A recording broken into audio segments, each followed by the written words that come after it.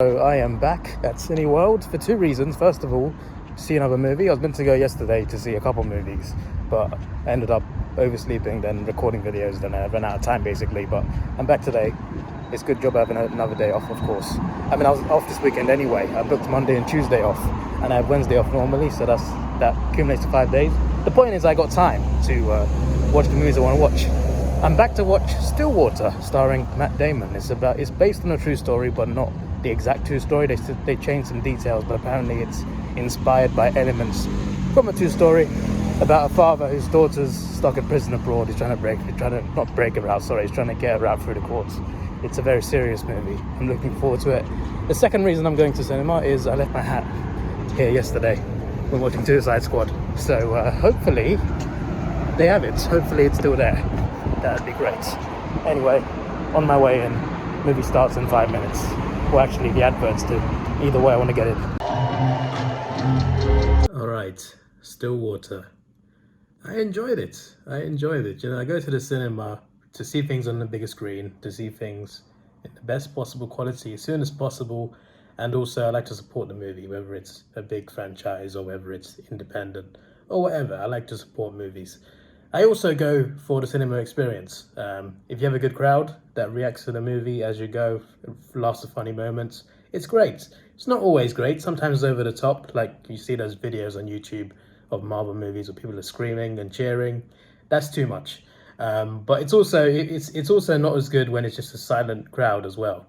But there's a nice green area, and for me, the best audiences are the ones that laugh along with the jokes. You know, you can still hear the movie, but you can also hear people's reactions.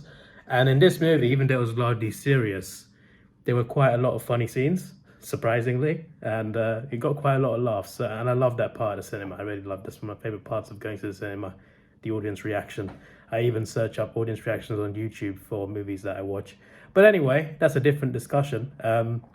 So I mentioned it was loosely based. Did I say loosely? I can't remember. Based on a true story. There are differences for sure. This is definitely fictionalized. To be honest, the amount of twists and turns there were, especially towards the end, I thought, this can't be all real, right? This can't have all happened.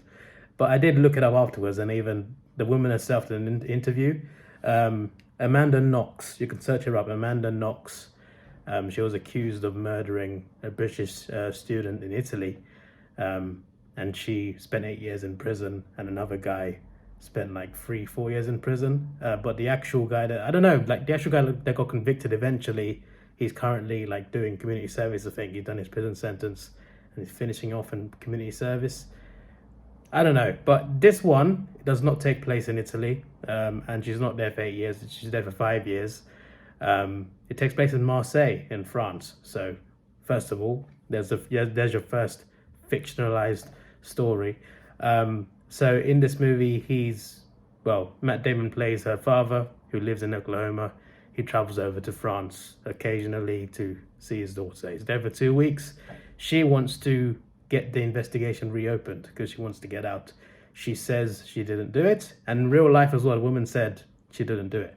But she did an interview, and apparently a lot of the movie is fictionalized and just not true, and it feels like they're accusing her of something because there's a twist in this where she says someone else did the crime, and this is highly possible to be true, but this movie kind of indicates that she was in a way involved, even though she didn't kill the person. The movie makes it sound like she also could have been involved in the murder. I don't want to say too much else without spoiling it, but it's very different to the actual story of Amanda Knox. Some similarities there and there, but also a bit different. So yeah, I read an interview. I literally just now read an article that Amanda Knox gave, and there are quite a lot of elements that are fictionalized, so I'm not surprised because it did seem quite dramatic at times for real life. Even the real life itself is very dramatic. But still, like in terms of a fictionalized story, it was good. Based on a true story or not, as a storyline, as a story to tell, it was at times entertaining and just interesting. Movies like this tend to be quite slow, but when you pace it well, you can make it seem a lot shorter. And this one, they paced it really well. It was quite a long movie, but they paced it well, where it kept you invested and interested the whole time. And the twists are very interesting as well. So yeah, I enjoyed it. If I was to rate it, 7 out of 10. I liked it. Liked the theatre experience as well of it. And yeah, if you want to check it out, I recommend it. It's about a girl that's put in prison for a murder she didn't do. And she didn't do it. The movie says she didn't do it. And in real life, the actual person obviously got arrested in a different country in real life. So, you know, a bit different, but she didn't do it either in real life. So like, yeah, she didn't do it. But in this movie, there's a twist that doesn't happen in real life, or so we think. But yeah, it's a complicated matter. I'm not going to comment on the actual person, but yeah, she says a lot of this is fictionalized, because there are some things in the movie that make her look guilty, even though she didn't actually kill the person. But yeah, as a movie in itself, I'm judging it as a story rather than as a true story. As a story, it was good. And yeah, I look forward to watching more movies at the cinema this week as well. I want to see Old. I wanted to see Old today. M. Night Shyamalan's new movie. I wanted to see that today. I couldn't see it because I was meant to go to the cinema, and it was for some reason not showing it in the morning or the afternoon. They're showing it at night, and I couldn't quite get to the screening time, so I thought I'd wait an hour and then go out and see StillWater instead, which I also wanted to see. I am now back at Cineworld to see Suicide Squad again. I really enjoyed it, and I got to see it one more time in IMAX, definitely. First time I've gone back to see a movie in a while, actually. Didn't even see Black Widow for the second time, and I love the MCU. Anyway, I'm going to see Old as well, but the next day. But before I go in, I fancy some nachos with some cheese dips. Yes, that's what I need. The Suicide Squad it's just so fun, man. I want to see it for a third time, to be honest. It's so funny and brutal at the same time. The action is crazy. Harley Quinn has some of the best scenes in the movie. I clocked that more in the second time of watching, even though she takes more of a back seat. John Cena's great, Idris Elba's great. I think the best part is when they go to Rebel Camp and kill everyone. It's just hilarious in that Rebel Camp. It's just brutal, yet it's just so funny. Ratcatcher 2 is actually surprisingly entertaining. Some characters deserve more, to be honest, but overall they did a great job. I want to see it again. But now I'm here to see M. Night Shyamalan's Old. So I'm going to go in and see it right now. I also want to see this Free Guy. It is 8:45 p.m. and the sun is still out. One of the positives to British summertime. Anyway, M. Night Shyamalan's... I can't say his name. M. Night Shyamalan's Old. It's a horror/thriller movie about people who get stuck on a beach, essentially. They're tourists, and people from the hotel take them to a private beach. Apologies for the interruption. I had to go and get a McFlurry. In this video, one is Twix, one is Mars. I'll leave you to guess which one is which flavor. Anyway, as I was saying, Old. There's tourists stranded on the beach. They go to hotel first, and then there's some shady people there. Like, you could tell something was off about that beach from the start, really. There was something off about, not the beach, sorry, the hotel. The hotel. There's something off about the hotel.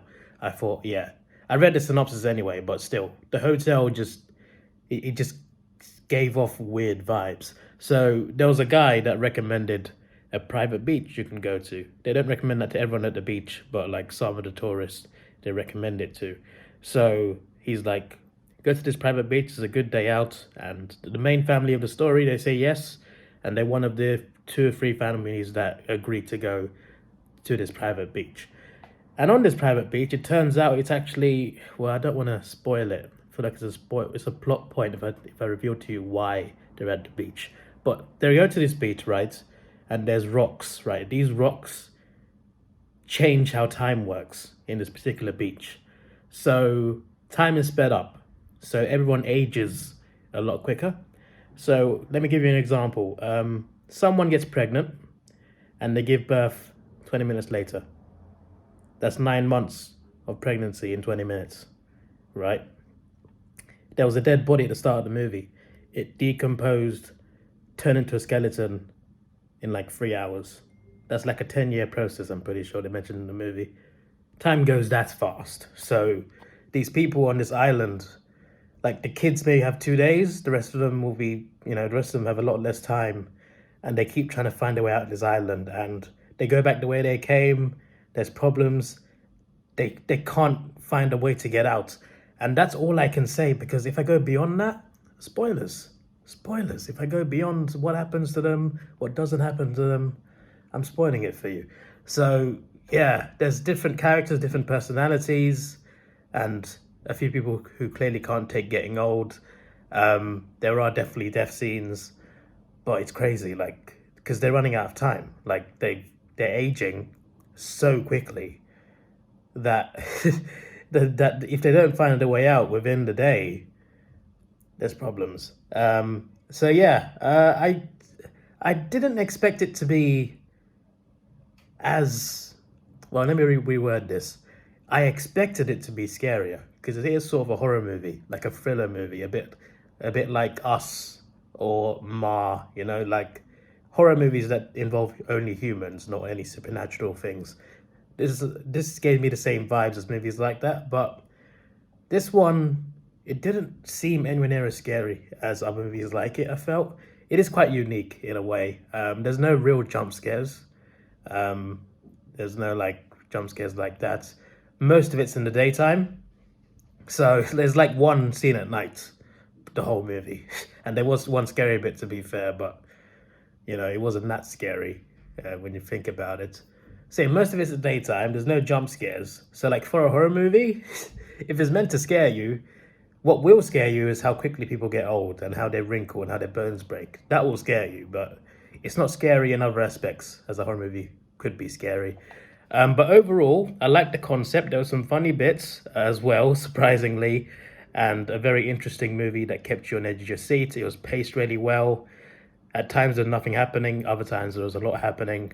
It was very interestingly done and paced, and some of the death scenes were kind of brutal. And the ending, I felt, could have been a bit better.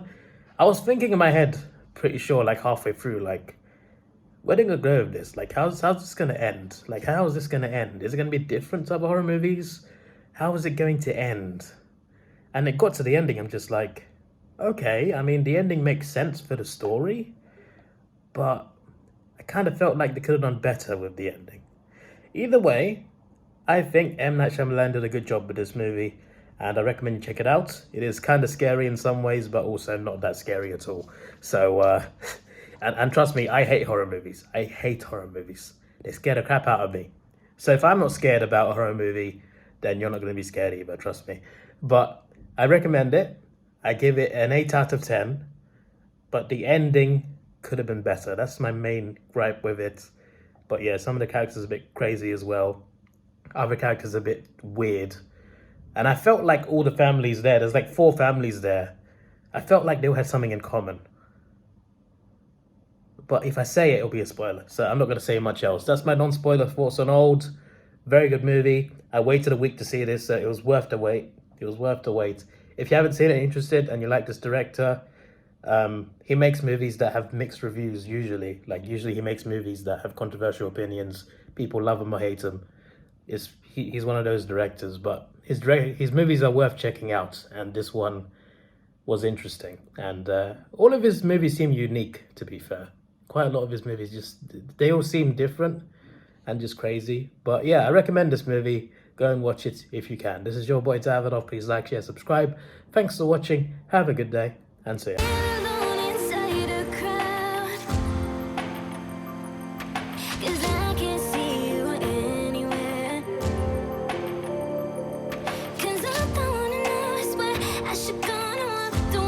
You down.